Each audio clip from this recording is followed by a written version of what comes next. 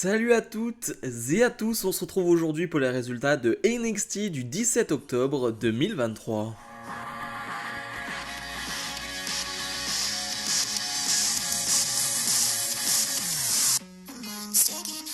Et on ne perd pas une seule seconde, la Badabing Badaboom Battle Royale pour déterminer les prochains challengers au titre de champion par équipe de NXT de Tony D'Angelo et Stax.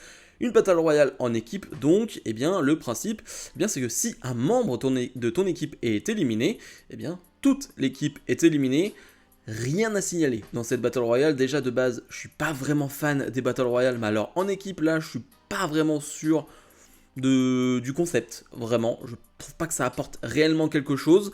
On retiendra simplement l'élimination des Creed Brothers alors qu'ils avaient éliminé Humberto Carrillo et Angel Garza, mais les arbitres ne l'avaient pas vu et donc du coup, les Creed Brothers ont été éliminés parce que ça va avoir un rôle à jouer pour la suite.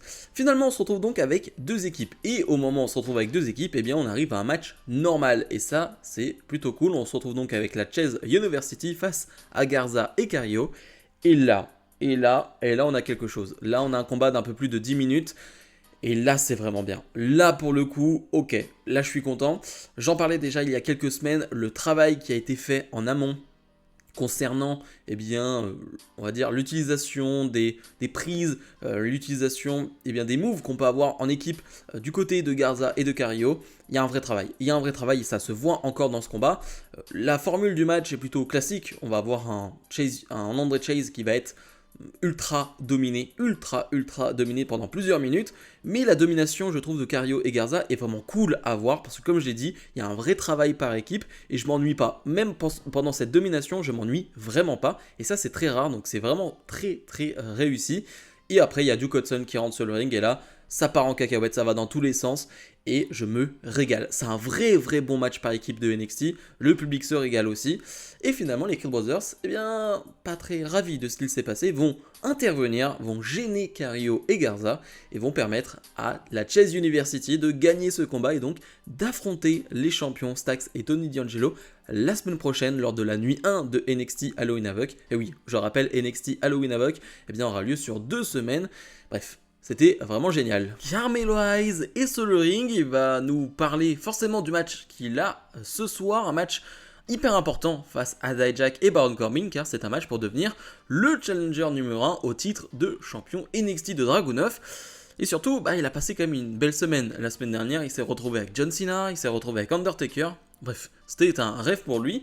Finalement, Baron Corbin va arriver, va lui dire justement, ouais, c'est ça ton problème, c'est que t'as passé toute ta soirée la semaine dernière à être un fan, et si tu veux être un fan, retourne dans le public. Vraiment, c'est pas la place d'un fan finalement sur le ring. Finalement, on a Dijak qui va arriver, et Dijak est plutôt marrant parce que on dirait presque un personnage de jeu vidéo qui n'a qu'une phrase ou n'a qu'un gimmick, c'est-à-dire que vraiment il est dans son gimmick, et du coup Baron Corbin fait des blagues un peu, se moque un peu de lui, mais voilà, Dijak est toujours dans son gimmick, c'est plutôt marrant. Mais du coup les trois sont sur le ring et s'affronteront plus tard dans la soirée. Le truc c'est que Dragunov, qui a fait une vidéo pour eux, leur dit Cody Rhodes a pris une dernière décision avant de quitter son poste et son rôle de general manager de NXT. Ce sera pas un match à 3 ce soir, ce sera un match à 4. Et l'homme qui sera donc le quatrième opposant, il va arriver et c'est Trick Williams. Donc whoop that trick, ça fonctionne toujours aussi bien, vraiment avec le public, c'est vraiment génial.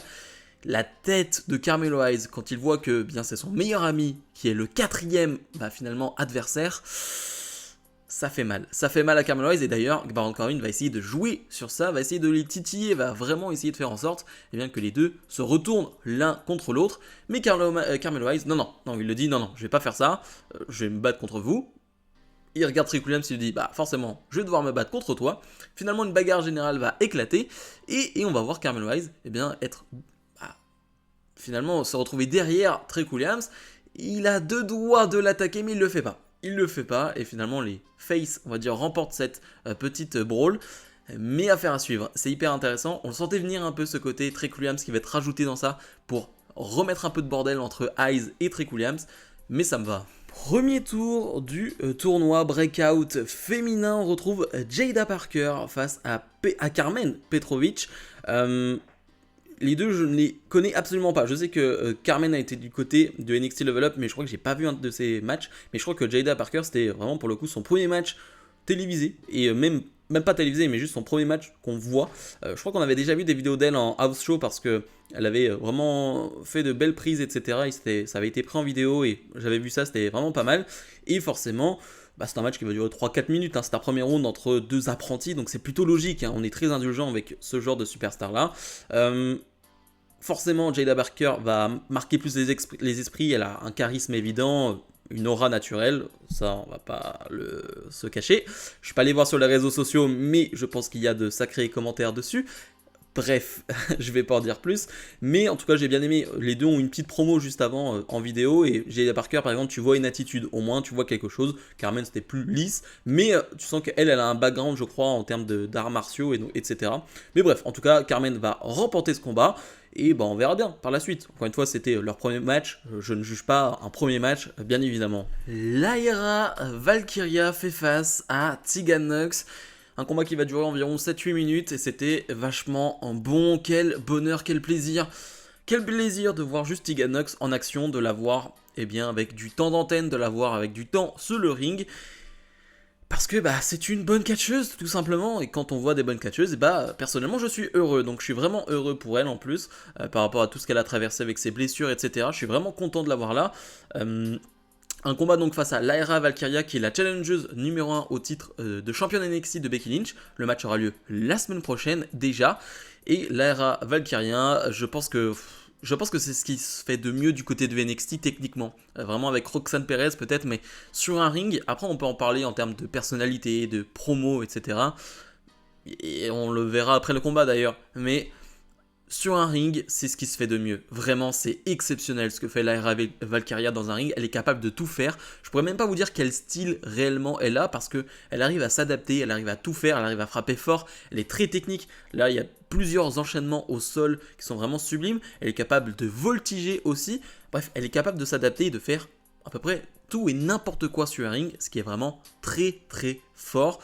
Pendant le combat, donc Natalya qui est présente, qui est un peu, on va dire, celle qui s'occupe de Tegan Nox, celle qui veut voir son évolution, on va avoir donc Chelsea Green et Piper Niven, les championnes par équipe de NXT, les championnes par équipe, féminines, tout simplement, pas de NXT, qui vont être présentes. Ça va un peu troubler Tegan Nox. Lyra Valkyria va remporter ce combat. Donc, on s'attend forcément à une guerre entre Nox, Natalya et donc les championnes par équipe, ce qui est plutôt cool. Je pense que c'est une bonne idée. Comme je le disais, en termes de promo, la Lyra Valkyria, c'est peut-être pas encore ça. La promo, elle est correcte, je trouve, là, ce qu'elle fait. Au début, je la sens un peu mal. Après, je trouve que c'est beaucoup mieux. Elle va parler forcément de Becky Lynch et du fait que c'est un rêve de l'affronter en tant qu'Irlandaise, d'affronter une Irlandaise pour le titre de NXT. Et justement, ça lui a fait mal de voir Becky Lynch devenir championne NXT, parce que elle, Lyra Valkyria, voulait devenir la première Irlandaise à devenir championne NXT, mais ce rêve a été enlevé par Becky Lynch. Mais c'est pas grave, la semaine prochaine, elle battra Becky Lynch. Becky Lynch, elle va répondre, pas sur le ring, mais pareil, avec une vidéo qui va être lancée. Et j'adore cette promo de Becky Lynch. C'est très serein, c'est très calme, c'est très sur le même ton, sur le même rythme, mais ça fait presque encore plus peur, ça fait encore plus froid dans le dos, tellement elle est sûre de ce qu'elle dit et sûre de ce qu'elle fait. Elle le dit depuis toujours, on m'a toujours parlé de toi, pas pour le fait que tu sois irlandaise comme moi, non, juste parce que tu étais douée. On m'a envoyé des vidéos, on m'a montré tout ça. T'es doué, t'es vraiment incroyablement doué sur un ring.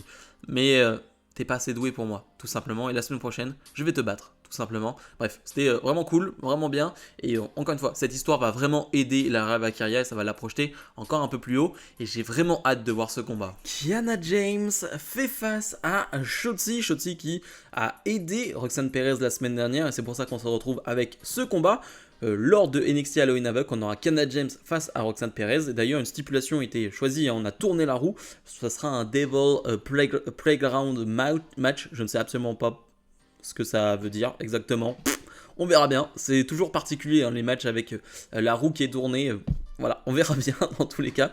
Mais on a un combat de 5-6 minutes entre Shotzi et James, qui est plutôt cool, je trouve, c'est plutôt pas mal. Shotzi qu'on retrouve un peu en action du côté de NXT parce que, eh bien, on avait construit un personnage un peu hein, sur les derniers mois du côté de SmackDown, et d'un coup, plus rien. Plus rien, vraiment plus rien à SmackDown. Donc du coup, bah, on la met du côté de NXT. Elle sera d'ailleurs la présentatrice de NXT Halloween Havoc. Ouais, voilà, c'est vraiment le vide total. C'est-à-dire que Shotzi, il y avait quelque chose, il n'y a plus rien à SmackDown, donc on la met à NXT. Oui, donc comme je le disais, le match est correct. Je trouve que ça se passe plutôt bien.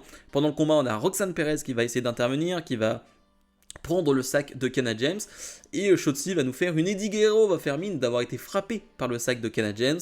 Ça, l'arbitre est un peu troublé, c'est pas trop ce qui s'est passé. Finalement, Shotzi en profite, énorme Swanton, 1, 2, 3, victoire de Shotzi. Ça me gêne pas que Shotzi gagne de cette manière-là. J'aimerais bien quand même qu'on fasse gagner quand même de temps à autre les superstars de NXT contre les superstars du main roster. Ce serait bien de temps à autre quand même, parce que je trouve que c'est un peu trop redondant, on fait un peu toujours la même chose. Là, j'avoue que j'aurais été honnêtement pas contre une victoire de Kenna James avant son match contre Roxanne Perez. Je trouve que ça aurait fait plutôt sens. Énorme bagarre entre Dominic Mysterio et Nathan Fraser. Et oui, je prends directement ça comme ça parce que les deux, eh bien, se sont directement foutu plein la tête en backstage. Un gros bordel. Les deux vont même arriver sur le ring et Nathan Fraser va essayer de porter son finish. Mais Rhea Ripley, Mami va sauver Dominic Mysterio. Nathan Fraser qui, si vous l'avez vu lors de Raw, il y a une vidéo qui est sortie. Voilà, Nathan Fraser avait confronté déjà Dominic Mysterio. Donc Nathan Fraser essaie de se placer en tant que challenger pour le titre nord-américain. Je pense que ça arrivera la semaine prochaine ou dans 2 semaines, hein, j'imagine. Mais ça, c'est plutôt cool. Et dans le même temps, eh bien, Trick Williams s'est fait attaquer en backstage par quelqu'un. On ne sait pas qui, mais ce qui est sûr, c'est qu'il n'est pas apte à combattre ce soir. Il a été amené à l'hôpital, donc le combat sera un match à 3, donc sans Trick Williams. Et là, il y a beaucoup de choses à dire. Il y a beaucoup de choses à dire. Est-ce qu'on nous fait le coup du Carmelo Hayes, qui d'ailleurs était directement dans les bras de Trick Williams pour essayer de comprendre ce qui s'est passé? Eh bien, est-ce que c'est lui qui l'a attaqué? Ce serait un peu trop gros, ce serait peut-être un peu trop gros. Est-ce que c'est vraiment lui? Ou alors absolument pas, mais justement on essaye de faire porter le chapeau à Carmelo Hayes. À faire suivre, mais c'est très très intriguant. Premier tour du tournoi NXT Breakout féminin, on retrouve Ariana Grace face à Brinley Reese qui devait pas être dans ce tournoi. Cela devait être Jakara Jackson, mais qui est blessée malheureusement. J'aurais vraiment aimé voir Jakara Jackson un peu en solo, parce que bah, là elle est en équipe avec Métaphore et je trouve qu'elle catche pas assez encore, et j'aurais aimé la voir en solo, malheureusement ce n'est pas le cas. Une Ariana Grace qui fait son retour de blessure, elle a une longue blessure. Je rappelle que c'est la fille de Santino Marella, voilà, simplement comme ça. Pas grand chose à dire sur le combat, encore une fois je suis indulgent, vraiment Reese, enfin Brinsley Reese, c'est la première fois que je la vois du tout, vraiment je savais même pas qu'elle existait hein, honnêtement, donc on est très indulgent. Ariana Grace va avoir un nouveau finish, je suis pas convaincu par la brutalité de ce finish. C'est une sorte enfin, je sais pas comment le dire, mais je pense que ça doit se terminer avec une sorte de DDT, avec un impact justement plus fort. Là, je trouve que c'est pas assez fort, c'est pas assez impactant justement. Mais Ariana Grace va aller au prochain tour, elle fera face à Kelly Jordan, je crois. Mais voilà, pas grand chose à retenir sur ce combat. Et le main event, donc, Carmelo Hayes face à Dijak, face à Baron Corbin. Le gagnant affrontera Ilya Dragunov dans 2 semaines, le champion NXT donc. Un combat qui va durer environ 10 minutes, même un peu plus, je dirais 11-12 minutes. Quel combat, en fait c'est même pas une surprise, souvent je le dis, hein, c'est pas une surprise, c'est pas une surprise, c'est pas une surprise. Mais bah c'est pas une surprise, honnêtement, franchement, Hayes, Baron Corbin et Dijak dans un combat, bah tu sais que ça va être de qualité. Ça dépend juste après du temps qu'on leur donne. Bah là, quand tu leur donnes un peu plus de 10 minutes, et bah ça fait des étincelles parce que Baron Corbin, vraiment, j'aime beaucoup ce qu'il fait du côté de NXT. Et franchement, ça sort de ma bouche alors que je suis pas du tout un fan de Baron Corbin à la base, hein, vraiment pas. J'aime vraiment pas trop son travail dans le roster principal. Mais là, j'ai rien à dire et je prends du plaisir. Et on le sait que, voilà, malgré tous les griefs que j'avais contre lui, les matchs à plusieurs, il répond souvent présent parce qu'il a des prises impactantes et il a des prises qui, dans des matchs à plusieurs, sont vraiment très cool. Et bah là, ça ne loupe pas non plus. Il est très important dans ce match. Dijak, le voir dans des main events de NXT, le voir dans des matchs importants, ça me fait énormément plaisir parce que ces derniers mois, on l'a vu dans des feuds avec Eddie Thorpe, etc. Mais voilà, quand il est dans des gros combats, dans des grosses affiches, eh bien, il est capable de te montrer à tout le monde que Dijak, c'est pas n'importe qui. Et quand il est sur un ring, eh bien, tu clignes pas des yeux parce que c'est phénoménal. Et Carmel Wise qui est finalement le babyface dans cette histoire, qui va réussir à s'en sortir, qui est aussi le plus petit gabarit aussi. Hein. C'est lui qui doit voltiger, c'est lui qui doit essayer de mettre du rythme. Et ça fonctionne très bien. Vraiment, c'est un excellent combat qui va mériter les This is Awesome du public. Finalement, c'est Carmelo Hayes qui va l'emporter. L'enchaînement final est vraiment génial avec un Corbin qui se fait surprendre par la descente de la cuisse de Carmelo Hayes. Carmelo Hayes qui fait le tomber sur Dijak, je crois. Donc Carmelo Hayes donc, qui affrontera Ilya Dragunov à NXT Halloween Havoc, mais la deuxième semaine. Donc le troisième affrontement entre les deux. On a déjà hâte. Parce qu'il y a beaucoup de choses à dire. Il y a beaucoup de choses à espérer, à voir.